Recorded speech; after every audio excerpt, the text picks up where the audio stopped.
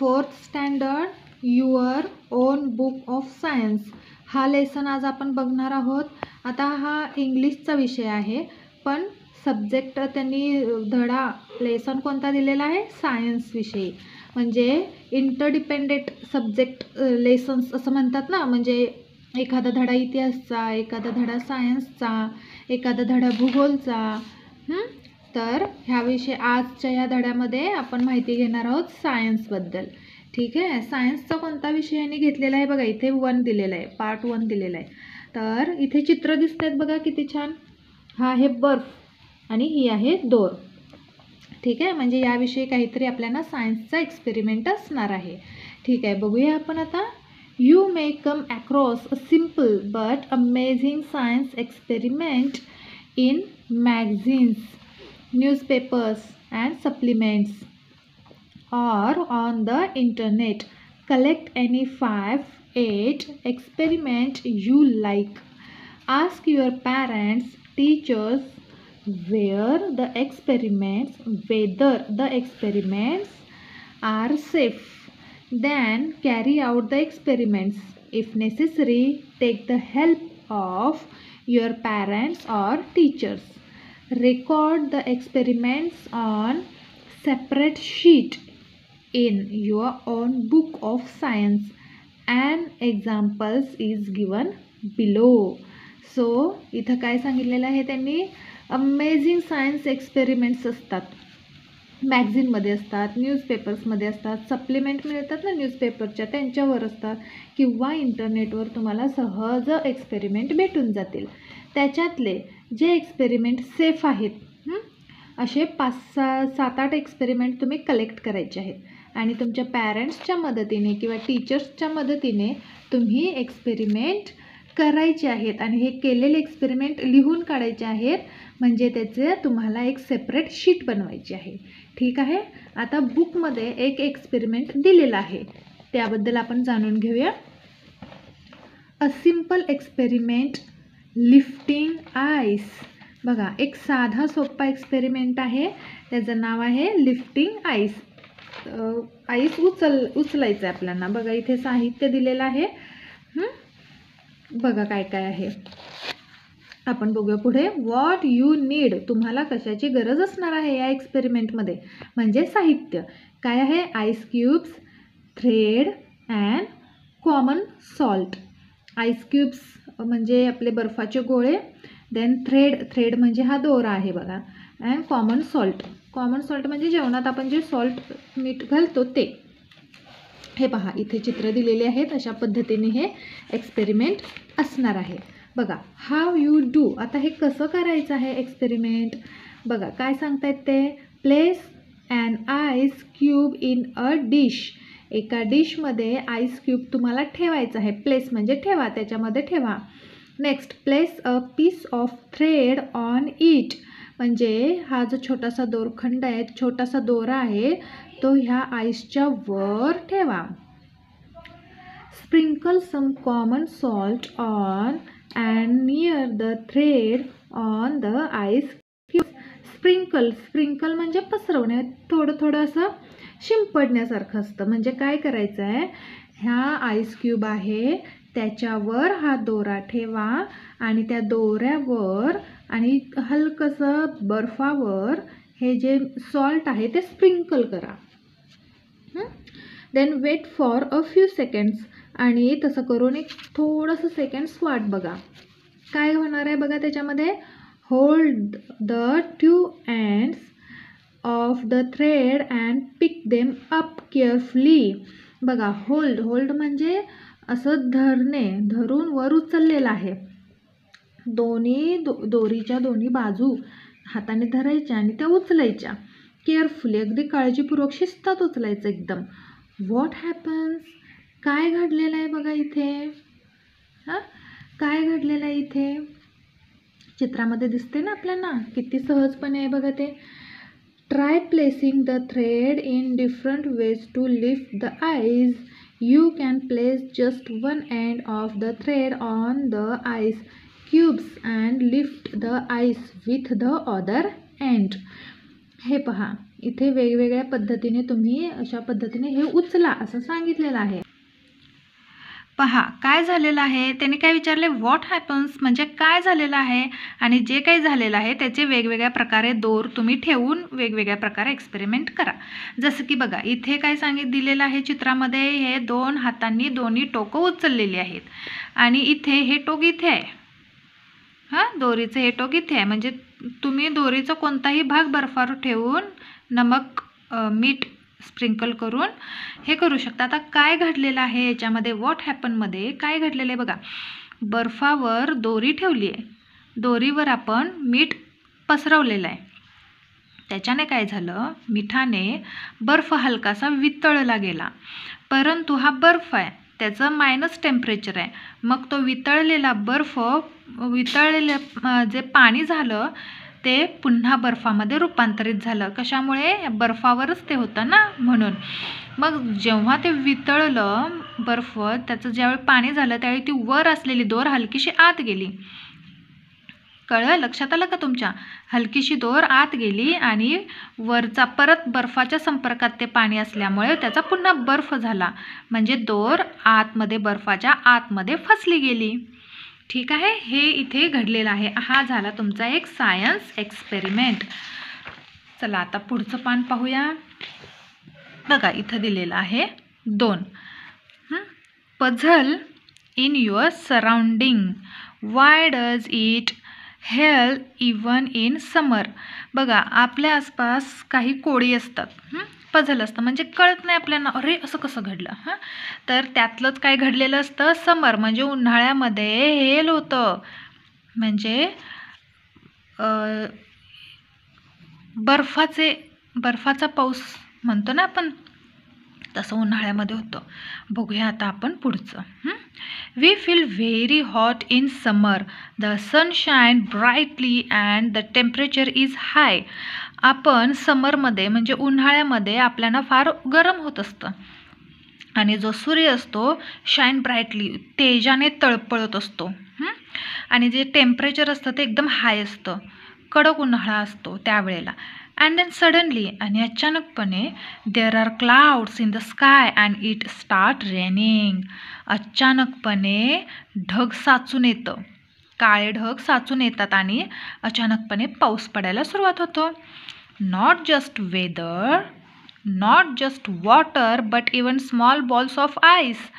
फक्त हे बघा, नॉट आणि बट, नॉट ऑनली बट ऑल्सोचं हे सेंटेन्स आहे बघा.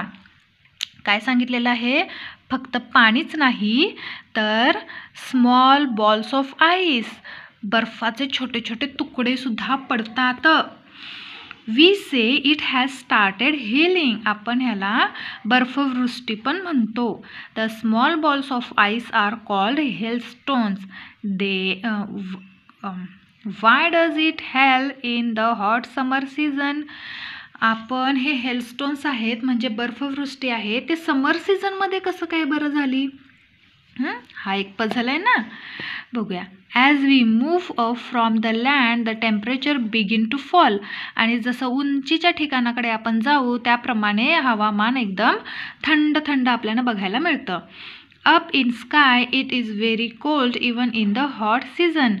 आकाशाच्या दिशेने जरी उष्णता असली म्हणजे जरी गरमीचा सीझन असला तरी आकाशाच्या दिशेने एकदम थंडावा असतो. You know that there are water particles in the clouds that we see in the sky. Very high up in the sky, the water particles in the clouds turn into little bits of ice. हे बघा, जे water particles आहेत म्हणजे पाण्याचे जे छोटे छोटे थेंब आहेत ते क्लाउड्स म्हणजे एकदम कोल्ड वातावरणामुळे त्याचे छोटे छोटे बर्फाचे खडे बनतात. लिटल बिट्स म्हणजे छोटे छोटे खडे इथं आईसचे बनलेले आहेत. Then sometimes there are strong winds in the clouds. They push these little bits of ice upwards. Upwards म्हणजे वरच्या बाजूला. म्हणजे समटाइम्स कधी कधी कसं असतं, ते स्ट्रॉंग वाइंड्स असतात त्या क्लाउड्समध्ये, त्या ढगामध्ये वादळ असतं. ते वादळ काय करतं, हे जे छोटे छोटे ड्रॉप्स आहेत ना, हे अपवर्ड म्हणजे खाली जे पडतेलं पाणी आहे ना ते वरच्या दिशेने म्हणजे परत ढगाकडे पाठवतं. So they do not fall to ground, they go up and collect more water particles. मग ते छोटे छोटे थेंब काय होतात, खाली पडायच्या ऐवजी वाऱ्यामुळे ते पुन्हा वर जातात आणि छोटे छोटे कण मिळून मोठे कण तयार होतात. Which freeze into them, thus the tiny balls get bigger and bigger. मग काय होतं, ते फ्रीज होतात कारण ढगामध्ये वातावरण कोल्ड असतं ना, एकदम थंड वातावरण असतं आणि थंड वातावरणामध्ये जे वॉटर पार्टिकल्स आहेत ते फ्रीज होतात. आणि छोटे छोटे वॉटर पार्टिकल्स एकमेकांना जोडल्या गेल्यामुळे ते मोठ्यात मोठे पार्टिकल्स म्हणजे त्याचा मोठा मोठा बर्फ बनतो. They turn into hailstones. आणि ते कशामध्ये तयार होतात, बर्फामध्ये तयार होतात. The heavy hailstones then fall to the ground in the form of a shower. आणि हे जे मोठे मोठे बर्फ आहेत, मोठे बर्फाचे खडे जे तयार झालेत ते आता त्याचं वजन त्या ढगामध्ये राहू शकत नाही म्हणून ते खाली पडतात. कशाच्या रूपाने पडतात, ते पावसाच्या रूपाने खाली पडतात. Very tiny hailstones melt before they reach the ground. They turn into raindrops, but some hailstones reach the ground before they melt. आता जे छोटे छोटे हेलस्टोन्स आहेत, छोटे छोटे बर्फाचे खडे आहेत, ते ढगातून खाली पडेपर्यंत मेल्ट होतात आणि त्यांचा पाण्यामध्ये रूपांतर होतं आणि ते रेनड्रॉप्स म्हणून खाली पडतात. पण जे छोटे छोटे पार्टिकल्स एकत्र येतात आणि बिगर अँड बिगर बनतात, म्हणजे जे मोठे मोठे बनतात, ते ढगातून खाली पडेपर्यंत विरघळत नाहीत, म्हणजे आहे तसे बर्फाचे खडे खाली पडतात. A light shower of hail can be great fun, but a hailstorm can cause great damage to crops, plants and animals. म्हणजे जर छोटे छोटे बर्फाचे कण जर पडले तर हे खूप फन असतं, एन्जॉयमेंट वाटते आपल्याला.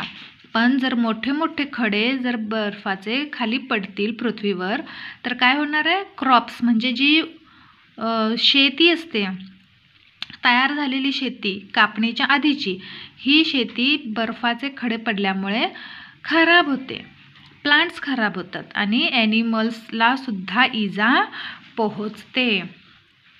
Then see next. हे बघा इथं त्यांनी एक्झाम्पल पण दिलेलं आहे की असं घडलेलं आहे. बघा, Maharashtra was hit by a serious of hailstorm in 2014.